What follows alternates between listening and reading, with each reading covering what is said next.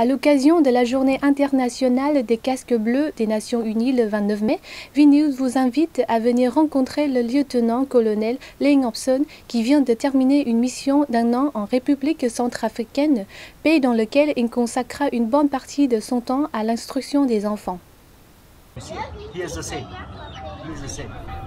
Le professeur vietnamien enseignant ainsi passionnément les mathématiques en anglais, parfois en français ou même avec les quelques mots des langues locales qu'il avait glanées auprès de ses élèves ou collègues. Il profitait également de ses classes pour renforcer l'anglais de ses élèves. C'était une classe exceptionnelle puisqu'elle se déroulait dans un coin de la cour de récréation et parfois dans le jardin quand je cultivais les légumes. Pour la force de maintien de la paix des Nations Unies, la mission la plus importante est de protéger les populations locales contre les violences engendrées par les conflits. Par conséquent, le travail de Lê Ngọc Sơn en tant qu'enseignant constituait une exception. La mission de maintien de la paix de l'ONU a été surprise quand elle a appris que j'enseignais.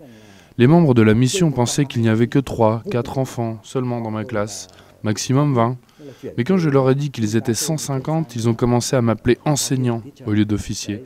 Certains m'appellent même professeur. De retour chez lui, Sơn n'a rapporté rien d'autre que des lettres et des cadeaux offerts par ses élèves centrafricains. Un enfant m'a dit « I love you », puis a laissé sortir un flot de français. Je comprenais à peine cette langue, alors il a écrit sur un bout de papier, et j'ai conservé ce morceau de papier.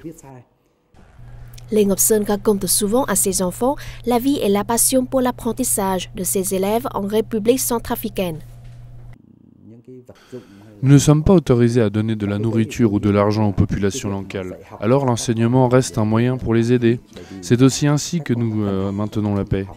C'est aussi ainsi que nous maintenons la paix. Responsabilité, mais aussi un grand honneur pour chaque officier vietnamien. Outre leurs fonctions, les officiers participent également à des activités sociales en faveur des populations locales. Le lieutenant-colonel Lê Ngọc Sơn est un bon exemple en la matière.